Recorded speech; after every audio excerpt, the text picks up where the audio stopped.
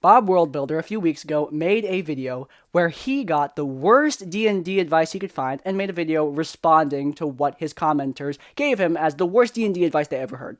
And I decided that I would copy that topic entirely and just steal it for myself. Sorry, Bob, your videos are great. But yeah, I have found a thread on Reddit, on this nifty little iPad, with 3,000 pieces of horrible D&D advice. The worst! I mean, I actually have no idea how horrible most of it is. I'm going to be reacting to it on camera. It's going to be great. But yeah, today we're going to be looking at the worst D&D advice I found on Reddit and responding. Is it really that bad? Or is there something that we can learn here? Who knows? But without further ado, let's get started.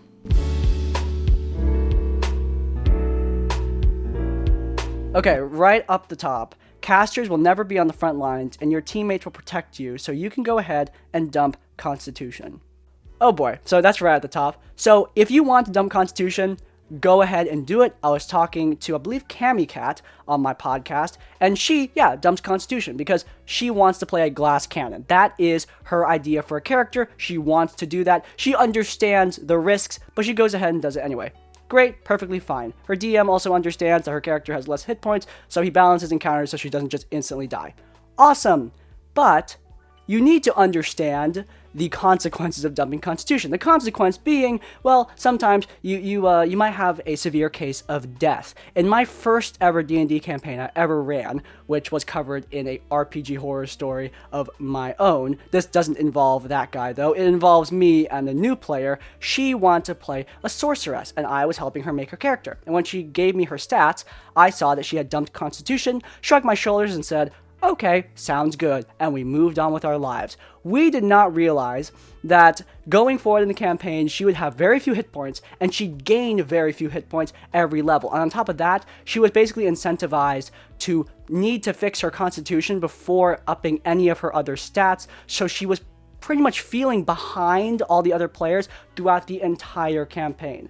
So yeah, that was my bad. As a DM, I should have understood that her dumping Constitution would mean that she would have less hit points, and I should have advised her and told her, hey, here is the consequence of doing that. She did not understand that Constitution and health were tied that closely because she was a brand new player. She had never played this game before. She didn't know how any of these stats and numbers worked.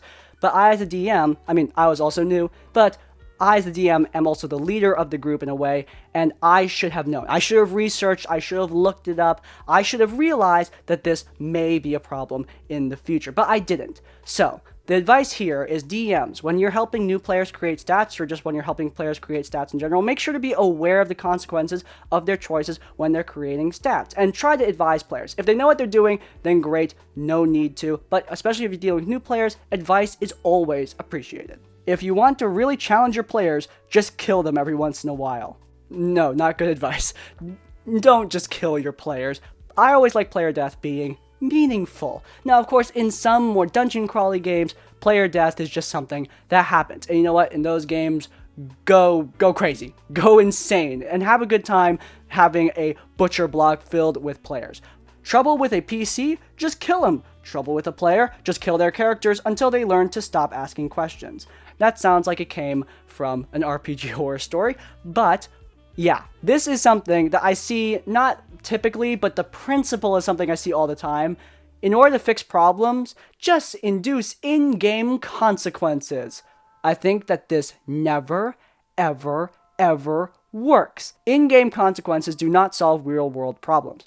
If you have an issue with a player, whatever the issue may be, killing their character is not a good way to resolve that issue. If anything, it's just gonna make it even worse. So, not only does it not solve the problem, but it makes the problem worse. So, why do it at all? Of course, this is advice I always see all the time on the subreddit, in my comment sections. Like, I will constantly see people respond to an RPG horror story about, like, stealing items, for example, and just say, oh, just take all their items away.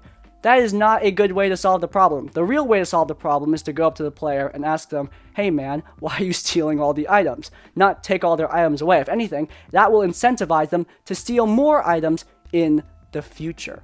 So yeah, never try to solve out-of-game problems with in-game consequences. It just doesn't work, especially just killing characters. I mean, That's just not fun for anybody. My first campaign's DM essentially told me how my character would act because of his alignment, and they were horribly wrong. My favorite was him telling me a character that was true neutral would switch sides in combat if their side had more combatants than the other.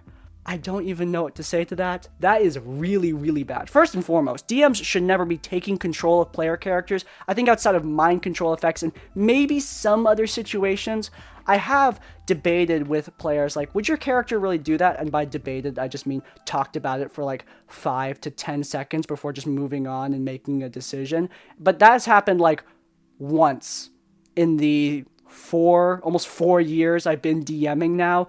It doesn't happen that often. Basically, players control their characters' decisions. Unless they're making decisions that are making the game way less fun for the rest of the party, a DM should never control their character. And even then, like I said before, controlling the character isn't going to solve the problem because that's an in-game consequence. Instead, you should tell the player and talk to them about whatever problem you have with their behavior and with the choices they're making as their character. In this, the DM is taking control of a character based on alignment, and a lot of people talk about alignment being flimsy. I am one of those people who is just not a huge fan of alignment. I think alignment is a cool thing. I love picking which alignment a character is going to be, or assigning alignments to characters I like in media. I mean, it's fun. It's kind of like a personality test of a way.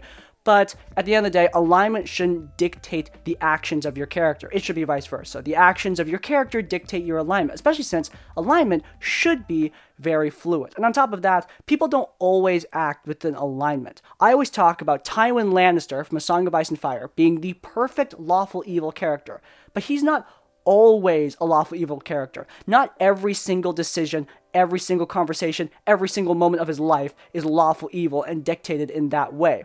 He is a character. Ideally, he should be a dynamic person, and that means he's not always going to stick to that alignment. So this DM is not only completely misunderstanding what I think alignment should be, but also using that misunderstanding to take control of someone's character and basically just screw them over for, I don't know, a chuckle or something. I've never understood why people do stuff like this. I know someone who got banned from an online game because she was playing a non-Unearthed Arcana Ranger, and the DM told her that Hunter's Mark was too OP.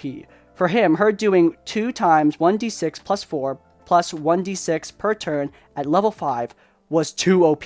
So he killed her character and banned her. Can't wait for him to see about Paladins and Divine Smites or Sorcerers and Metamagic. Yes, the most game-breaking talent in the game. The most game-breaking feature. The thing that DMs dread. Hunter's Mark. Yeah, I don't think anyone dreads Hunter's Mark. Hunter's Mark is a really cool ability, and it gives Rangers another thing to manage in combat, which, if you want more to think about in combat, take Hunter's Mark. I mean, it's just another thing that you can think about, another little bit of damage you can add on. I think Hunter's Mark is a really cool spell. Simple, effective, I like it.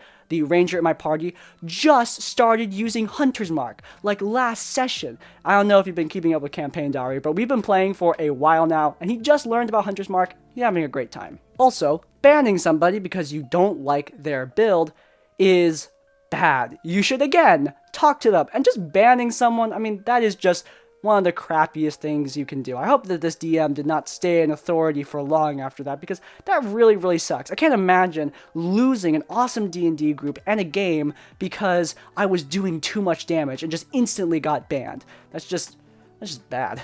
Urchin background is OP.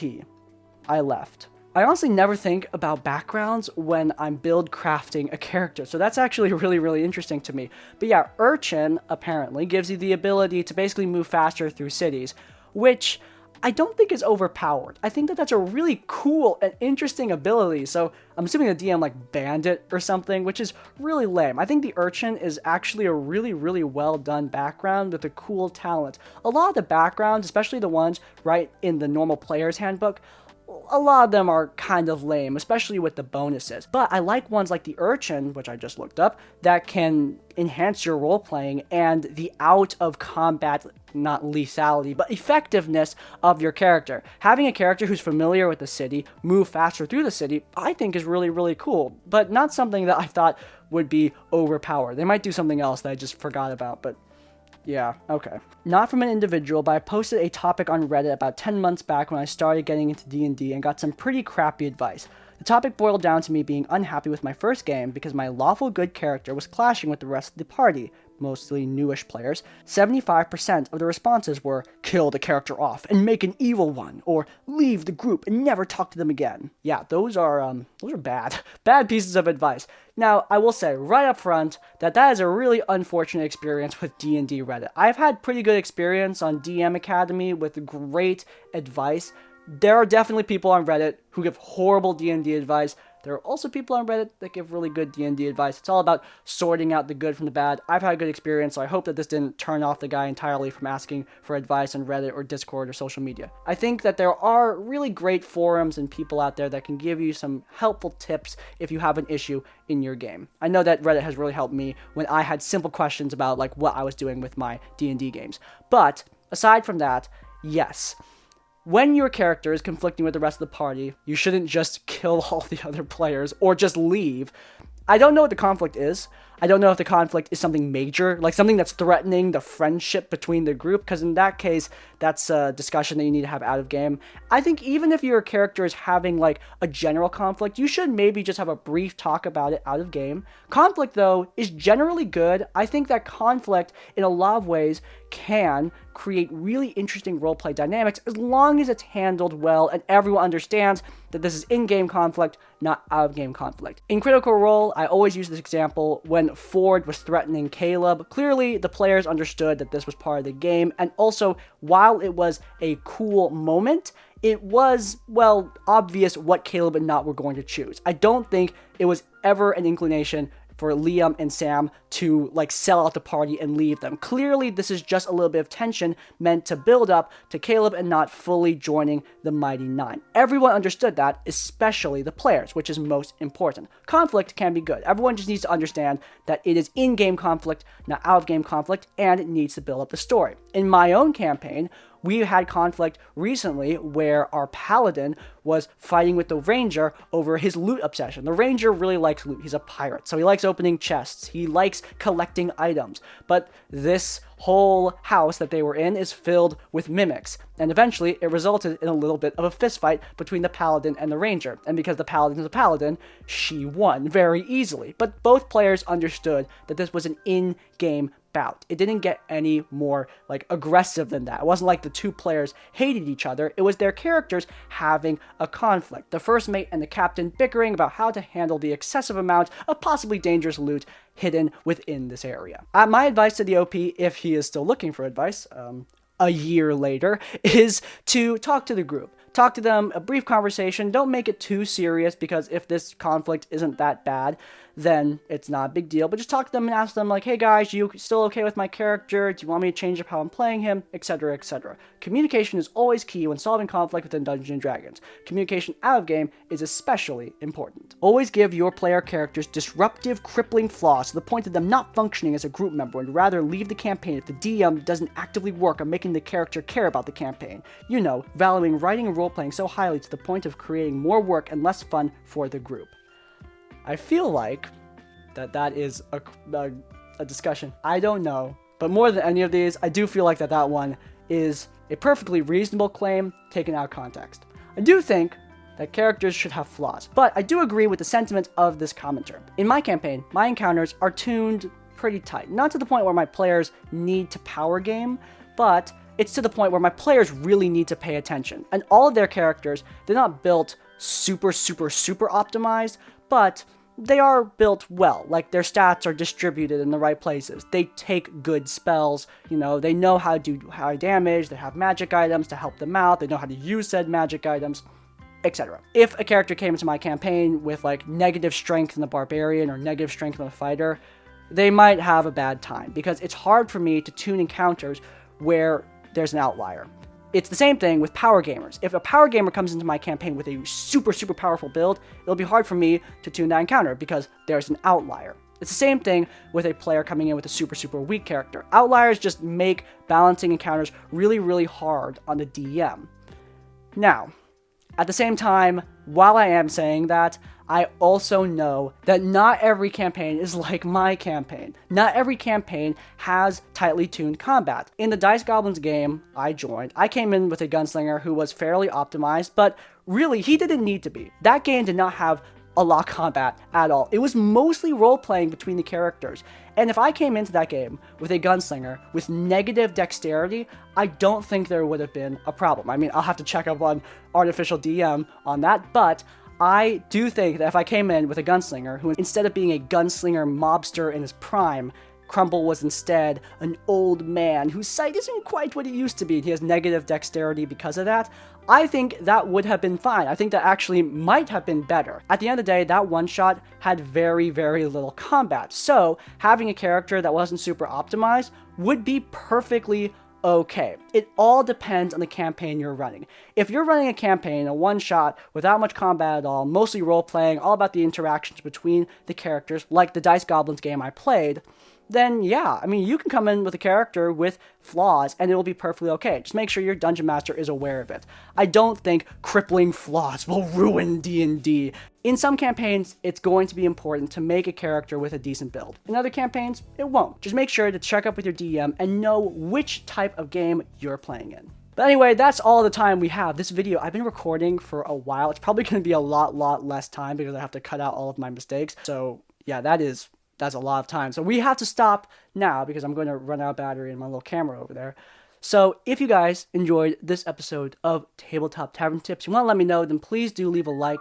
If you want to see more of my content, then please do subscribe to Crispy's Tavern. We also have a podcast called Roll for Insight, where I interview other D&D YouTubers. So if you want to check that out, it is in the cards. And also, if you want to leave your own tips or thoughts, go down to the comments down below. If you can't think of a comment, leave the comment worst advice, and then tell me the worst piece of D&D advice you've ever heard. And that's just like, comment, subscribe. I will see you all next time. Farewell.